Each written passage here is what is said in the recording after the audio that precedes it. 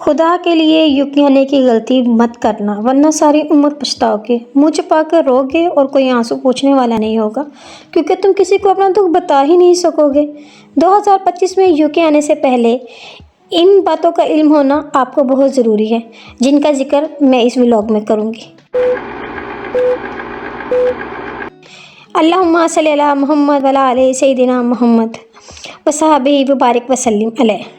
सुनते कानों देखती आंखों को मेरा सलाम। Welcome to my vlog. ये मेरा पहला व्लॉग है। अगर आपको पसंद आए तो प्लीज़ मुझे सपोर्ट कीजिएगा।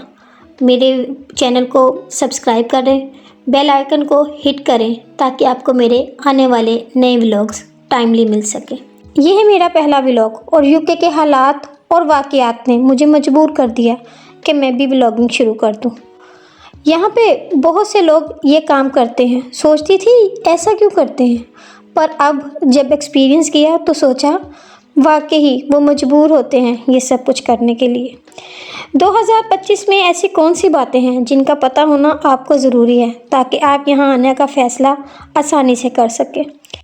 पाकिस्तान, इंडिया, बांग्लादेश में इन मुल्कों में लोग अपने मुल्क के हालातों से तंग आकर इन मुल्कों का रुख करते हैं ताकि वो अपनी ज़िंदगी को बेहतर बना सकें। ये उनको अपना मुस्तकबिल और स्टेटस अपग्रेड करने के लिए इन मुल्कों का रुख करना आसान लगता है। यहाँ की करेंसी की पावर आपको यहाँ खींच तो लाती है, पर इस मुल्क में इस करेंसी को अर्न करना कितना मुश्किल है ये यहाँ आकर ही पता चलता है। चलिए हम उन बातों को डिस्कस कर लें जिनकी वजह से मैं ये व्लॉग बना रही हूँ। सबसे पहली बात जो यहाँ आकर मुझे लगी सबसे मुश्किल है वो है हंटिंग द हाउस। यकीन जानिए, अगर मैं इस रेंटिंग हाउस के लिए हंटिंग का लफ्ज़ इस्तेमाल कर रही हूँ तो ये हंटिंग ऐसे ही है जैसे आपने किसी शेर का शिकार करना हो। यहाँ पर घर मिलते ही नहीं हैं, और अगर मिल जाएं तो एजेंसीज के इतने रोले हैं कि पूछे मत। कोई आपसे आपकी पे स्लिप मांगता है तो कोई आपसे आपका यहाँ का रहने का स्टेटस पूछता है कि आप यहाँ रहने के अहल भी हैं या नहीं। भी हम यहाँ आए हैं तो रहने के लिए ही आए हैं, पर यह बात उनको कौन समझाए। और आते ही मैं यहाँ पे स्लिप्स कहाँ से ले आएंगे भी। कोई हमें नौकरी देगा, पे स्लिप्स आएंगी तो ही तो हम शो करवाएंगे। पर नहीं जी, एजेंसीज को तो 3 महीने की पे स्लिप्स चाहिए, और उन 3 महीनों की पे स्लिप्स ना हो तो आपको कोई गारंटर चाहिए। अब अगर आपके पास एक अच्छा कोई जानने वाला है जो आपकी गारंटी दे दे, जो कि यहाँ पर मुश्किल ही कोई देता है, तो आपके लिए आसान है, वरना बस 3 महीने तो आपके जलालत में ही गुजर जाते हैं। उसके बाद आपको घर दे दिया जाता है तो उसके घर किराए ही इतने ज़्यादा हैं कि आप सोचते हो मैं किराया दूंगा या खाना खाऊंगा, पर खाने से ज़्यादा किराया देना ज़रूरी है, इसलिए आप किराया देने को ही बेहतर जानते हैं। दूसरी बात जो यहाँ आके मुझे लगा सबसे बड़ा अजाब है वो है यहाँ के टैक्सेस। किराया दे दिया ठीक है, अब कौंसल टैक्स भी दें भी, और वो भी अगर आपको कोई अच्छा ग्रेड मिल जाता है तो कम है, अगर आप सी या डी ग्रेड में जाते हो तो वो कौंसल टैक्स ही इतना ज़्यादा है कि आपको अपने ऊपर एक पहाड़ नज़र आता है और सोचते हैं यार हम तो पाकिस्तान, इंडिया या बांग्लादेश में ही ठीक थे, वहाँ कम से कम ये चीज़ें तो नहीं थी। वहाँ के बिलों से भाग कर आए तो यहाँ पे बिल्स उससे भी ज़्यादा थे। हम अपने ही मुल्कों को बुरा कहते रहते हैं, यहाँ के बिल, यहाँ के अखराजात तो आसमानों को छू रहे हैं। तीसरी और सबसे इम्पोर्टेंट बात, यहाँ की महंगाई। हम महंगाई से तंग आकर अपने लाइफस्टाइल को बेहतर बनाने के लिए अपने मुल्कों को छोड़कर, अपने आराम को छोड़कर इन मुल्कों का रुख करते हैं, पर यकीन जाने महंगाई यहाँ आकर उससे भी ज़्यादा है।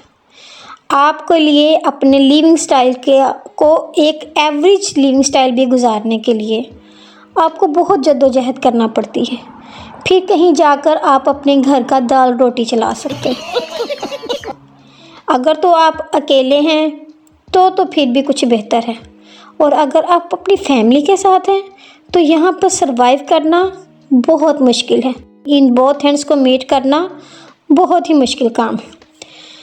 फिर अगर आप 2 पार्टनर्स दोनों ही जॉब करते हैं, वेल एंड गुड, तब तब भी कुछ आपके लिए आसान नहीं है।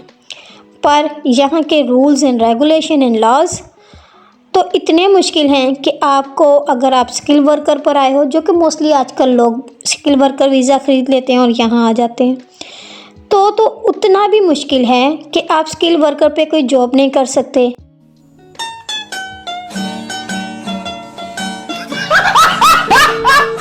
कैश इन हैंड पे आपको जॉब इतने कम पे रेट पे मिलती है कि आप सोचते हो इतनी मेहनत और इतने थोड़े पैसे।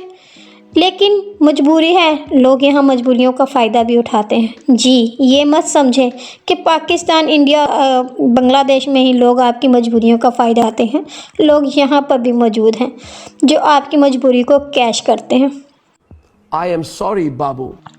बहरहाल, और इसके अलावा पाकिस्तान में आप बीमार हुए, फटाफट चले गए हॉस्पिटल पहुँचे तो प्राइवेट डॉक्टर को चेक करवा लिया।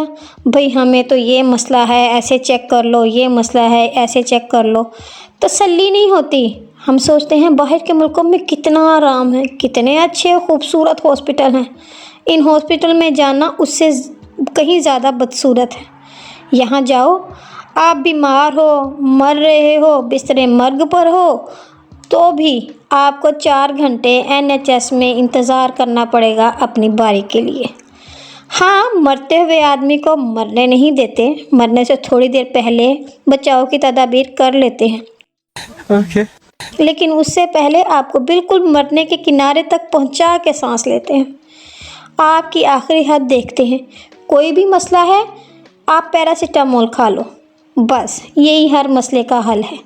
और यहाँ पर डॉक्टर्स, मैं कहती हूँ, सबसे आराम में है। उनको कुछ करना ही नहीं पड़ता, सारा कुछ तो वो मरीज़ों से करवाते हैं। अगर आप कह रहे हो कि मुझे लगता है कि मुझे गुर्दे की दर्द है, तो कहते हैं हाँ यही होगी, आप पैरासीटामोल खा लें और ये टेस्ट करवा लें। इसके लिए आपको 1 महीने बाद की अपॉइंटमेंट दे देते हैं। अब पूछो, 1 महीने तक वो बंदा उसी तकलीफ़ में ही रहे? ऐसा ही हुआ मेरे साथ। मेरे बेटे के पाँव पे चोट आ गई, मोच आ गई, बच्चे थे खेल रहे थे, पाँव में चोट आ गई। मैं NHS ले गई। इतनी दर्द थी उस बेचारे को, लेकिन 4 घंटे अपनी बारी का इंतज़ार करना पड़ा। उसके बाद उन्होंने चेक किया और उन्होंने कहा ये तो आप यहाँ पर चेक नहीं करवा सकें, आपको तो माइनर इंजरी वाले हॉस्पिटल में जाना चाहिए और आप वहाँ चले जाएं। लो जी, वहाँ के 4 घंटे मेरे ज़ाया। मैंने कहा चलो, अब बच्चा है, ये काम तो करना ही पड़ेगा। वहाँ से उठी, माइनर इंजरी वाले हॉस्पिटल में आई, वहाँ पर फिर 4 घंटे इंतज़ार किया। उसके बाद तक मेरा बेटा बेचारा कहने पर मजबूर हो गया, मामा मुझे घर ले जाएं, मैं घर जाके आराम कर लूँगा, यहाँ पाँव लटका के बैठना मुझे ज़्यादा तकलीफ़ दे रहा है। बेटे को समझाया, नहीं बेटा, यहाँ के डॉक्टर बहुत क्वालिफाइड हैं, अभी आपका ट्रीटमेंट करेंगे और आपको फ़ौरन आराम आ जाएगा। पर ना जी ना, डॉक्टर के पास गए, उन्होंने चेक किया, कहा इसका एक्सरे होगा, पर अभी एक्सरे का टाइम ख़त्म हो गया, आप कल आना। I am sorry, बाबू। उफ, इतनी मुश्किल। बच्चा बेचारा घर आया और उसको पैरासीटामोल दी, खुद ही उसको बर्फ़ की टकोर की और कहा बेटा सब्र करो, शुक्र करो कि हमें पैरासीटामोल और बर्फ़ की टकोर मुहैया है। ये तो हालात हैं। फिर एक से ही मेरे साथ भी हुआ। मेरी कमर में पेन था, डॉक्टर के पास चेक करवाने के लिए गई।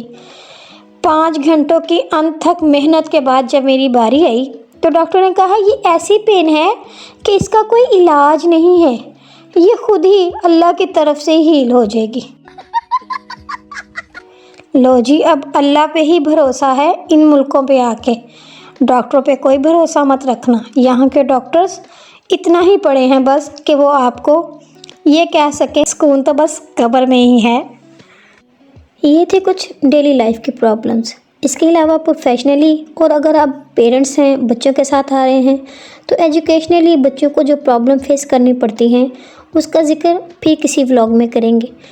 या अगर आप चाहते हैं कि आप UK आएँ तो वो कौन सी स्किल्स और कोर्सेज़ हैं जिनके ज़रिए आप यहाँ पर एक अच्छी ज़िंदगी गुजारना चाहते हैं और गुजार सकते हैं, तो मुझे कमेंट कीजिए। मैं अपना नेक्स्ट व्लॉग उसी टॉपिक पे बना लूँगी। अपनी दुआओं में याद रखिएगा, खुश रहिएगा। अगर मेरा व्लॉग पसंद आया हो तो इसको लाइक कर दीजिएगा। मिलते हैं नेक्स्ट व्लॉग में, तब तक के लिए अल्लाह निगहबान। इन छोटे मोटे प्रोग्रामों से कितना कमा लेते हो?